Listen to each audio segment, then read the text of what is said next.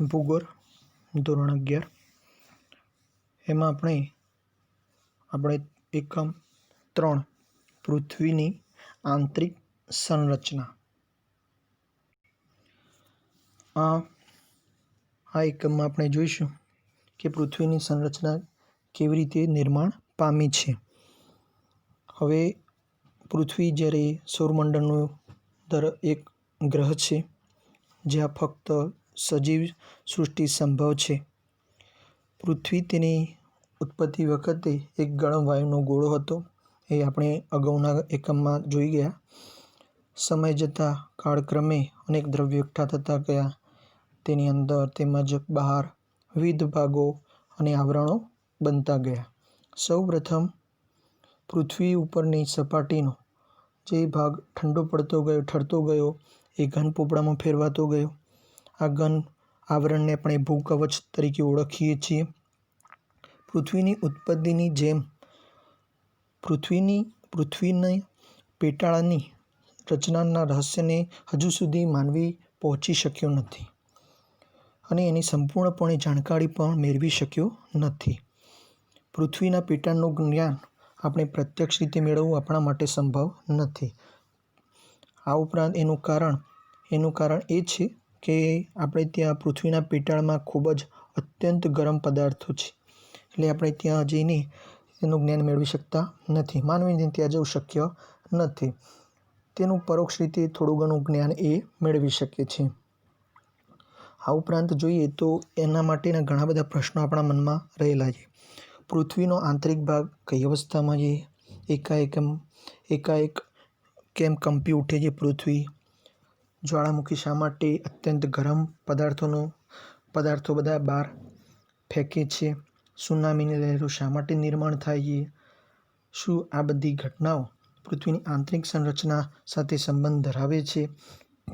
આ બધા પ્રશ્નોને આપણે એના રહસ્યોને જાણકારી મેળવવા માટે આ પાઠમાં આપણે આગળ વધીશું। સૌથી પહેલો મુદ્દો એ છે કે ભૂગર્ભની જાણકારીના સ્ત્રોત। ભૂગર્ભની આપણે જાણકારીના સ્ત્રોત મેળવવા માટે આપણે પૃથ્વીની સપાટીથી પૃથ્વીનું કેન્દ્ર લગભગ 6,370 કિલોમીટરની ઊંડે આવેલું છે।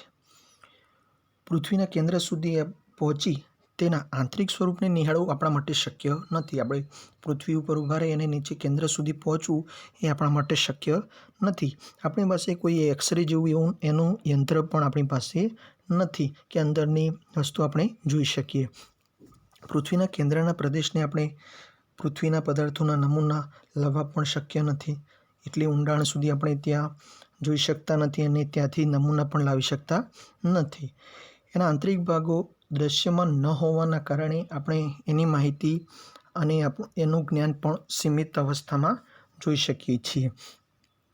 પૃથ્વીના આંતરિક ભાગો વિશેની કોઈ માહિતી આપણી પાસે નથી। પૃથ્વીની અંદર શું છે તેની આપણી પાસે પૂરતી માત્રામાં માહિતી નથી। હવે તે બધી જ પરોક્ષપણે અને અનુમાન પર આધારિત છે, એટલે કે પરોક્ષ રીતે માહિતી મળે છે અથવા અનુમાન કરવામાં આવે છે। તેમ છતાં આપણે એને કેટલોક ભાગ પ્રત્યક્ષ નિરીક્ષણથી ભૂગર્ભના પદાર્થોના વિશ્લેષણ પર આધારિત છે। આપણે એના સ્ત્રોતો વિશે જોઈશું।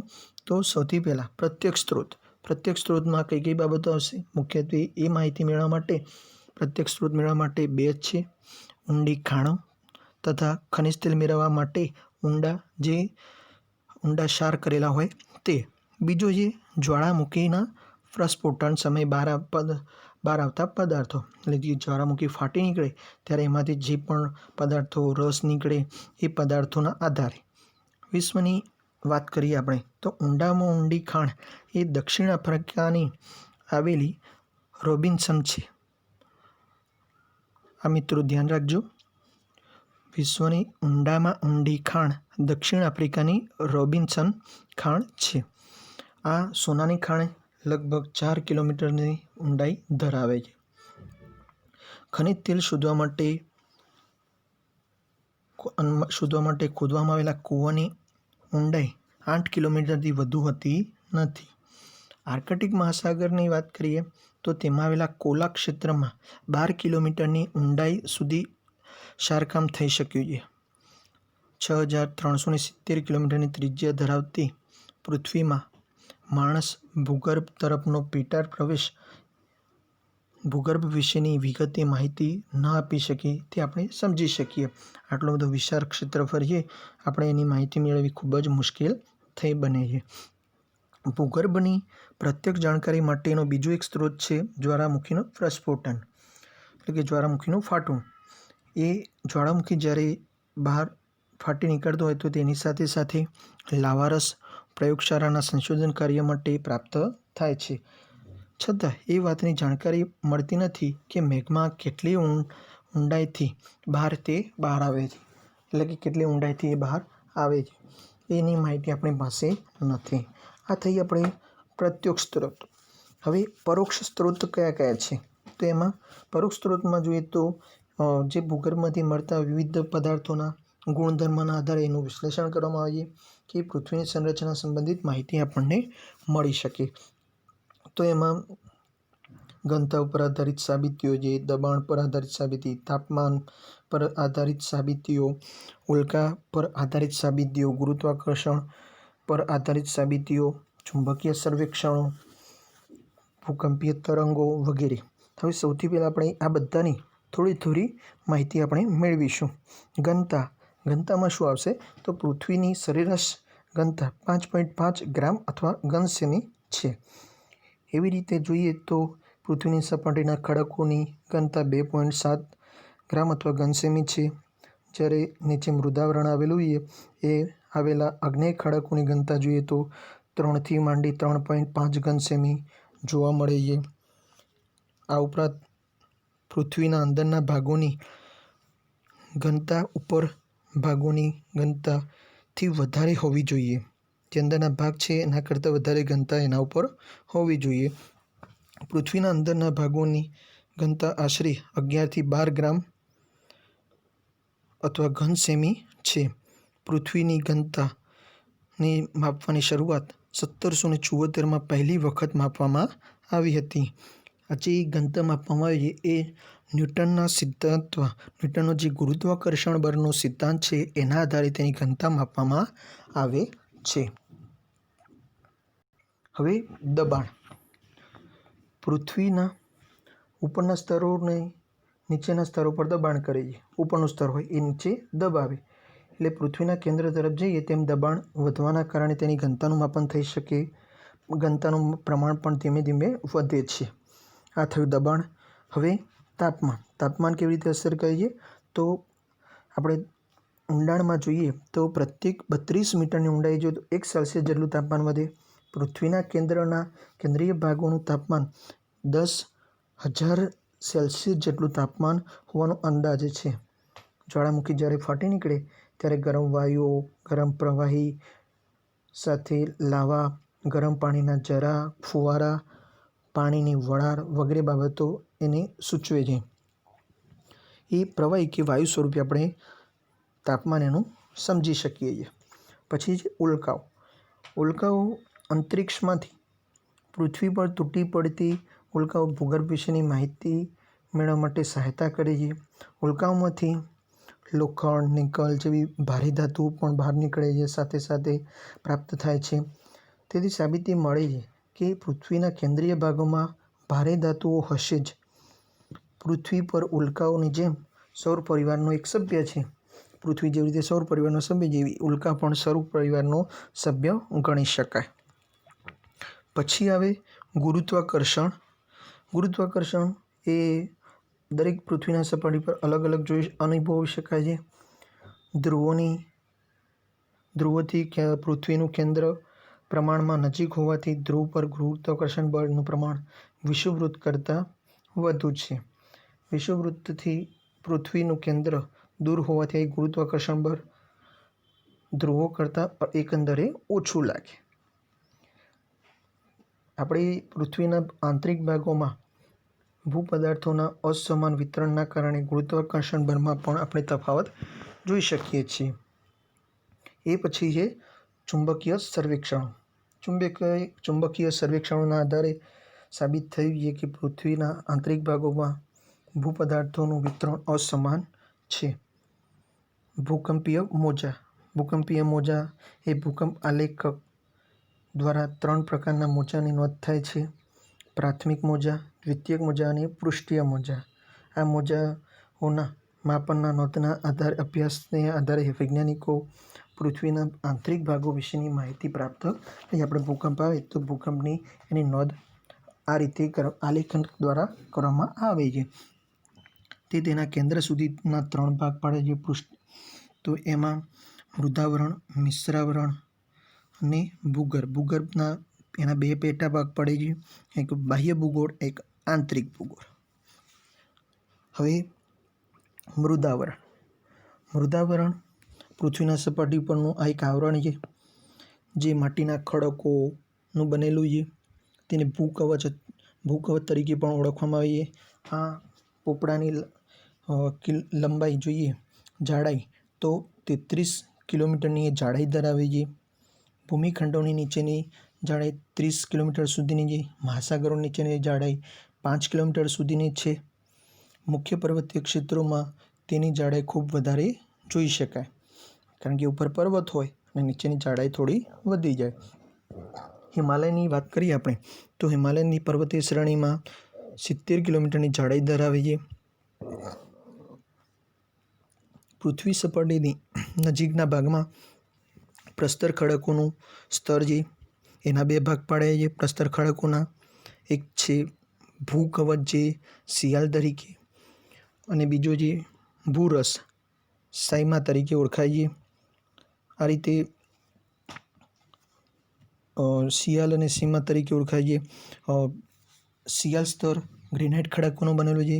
તેમાં સિલિકા અને એલ્યુમિનિયમ, એટલે કે બંનેના પહેલા 2 અક્ષરો લેવામાં આવે છે. એના આધારે શિયાળ નામ પડ્યું છે, એટલે કે Si+Al એટલે શિયાળ વધુ માત્રામાં પ્રાપ્ત થાય છે. તેની ઘનતા 2.75 થી 2.90ની છે. આપણે નીચેની આકૃતિ દ્વારા પણ એને સમજી શકીએ. મહાસાગરો છે, પછી શિયાળનું સ્તર છે, એક બાજુ પર્વતીય શ્રેણી, સાયમાનું ઘનત્વ ને નીચે મેટલનો ભાગ છે.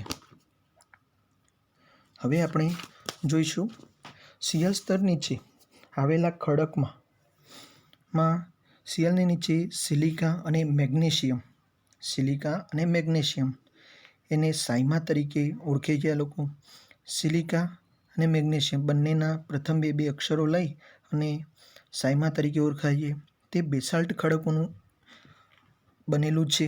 એમાં ખડકોની ઘનતા આશરે 2.9 થી 4.7ની છે. આ સ્તરની ઊંડાઈ આશરે જોઈએ તો 1000 કિલોમીટરની છે. શિયાળ અને સાયમાના સ્તરો માનવ તથા પ્રકૃતિના કાર્યક્ષેત્રો ગણી શકાય. શિયાળ અને સાયમાના સ્તરો આપણે ત્યાં બાજુની આકૃતિમાં 3.2ની આકૃતિમાં પૃથ્વીની આંતરિક રચનાની માહિતી આપેલી છે. એમાં એશિયા, ઉત્તર અમેરિકા, દક્ષિણ અમેરિકા, એમાં શિયાળનું પડ, એ પછી સાયમાનું પડ, આંતરિક કોર, બાહ્ય કોર વગેરેની માહિતી આપેલી છે. એ પછી બાજુમાં નીફેની મિશ્રાવણ ભૂગર્ભની સંરચના પણ સમજૂતી આપેલી છે.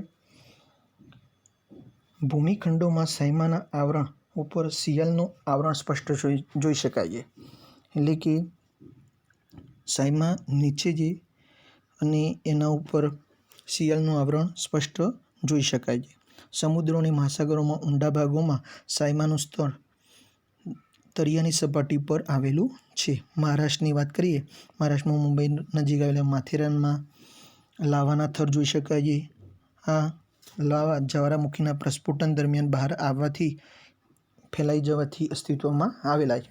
જ્વાળામુખી જ્યારે ફાટી નીકળ્યું ત્યારે બહાર આવેલા હશે. ગિરનાર ઉપર બેસાલ્ટ અને ગ્રેનાઇટના ખડકો ઘણા બધા આપણે જોઈ શકીએ છીએ. પછીનું આવરણ છે મિશ્રાવણ, જેને મેન્ટલ તરીકે ઓળખીએ છીએ. હવે આ આવરણની જાડાઈ જોઈએ તો 2900 કિલોમીટરની છે. મિશ્ર ખનિજ દ્રવ્યો એમાં ભરપૂર માત્રામાં જોઈ શકાય છે. મિશ્ર ખનિજ દ્રવ્યો છે એટલે એના નામ પરથી મિશ્રાવણ તરીકે ઓળખાય છે. મેન્ટલની શરૂઆતનું પડ એનેસ્થેનોસ્ફિયર તરીકે ઓળખવામાં આવે છે. આ એનું અંગ્રેજી નામ છે. તેની જાડાઈ જોઈએ તો આશરે 700 કિલોમીટરની છે. આ સ્તરમાં લગભગ 3.5ની ઘનતા ધરાવતા બેસાલ્ટ ખડકોની માત્રા વધુ છે. અહીં પદાર્થો મેગ્માના સ્વરૂપમાં જોઈ શકાય છે. નીચેની આપણી 3.3ની આકૃતિ જોઈ શકીએ છીએ. પૃથ્વી ગોળ છે અને ગોળાકાર આકૃતિના આધારે એના જુદા જુદા મેન્ટલનું પડ, આંતરિક ભૂગર્ભ જે નિફે તરીકે ઓળખાય છે તે, અર્ધપ્રવાહી ભૂરસ, બાહ્ય ભૂગર્ભ, મહાસાગરોથી બનેલું જલાવરણ, પેસિફિક, મેક્સિકો, એટલાન્ટિક મહાસાગરો, અરબ સાગર, ભારત અને મ્યાનમારનો વિસ્તાર, મિશ્રાવણ, સાયમાનું આવરણ અને સિયાલનું આવરણ દર્શાવેલું છે. એ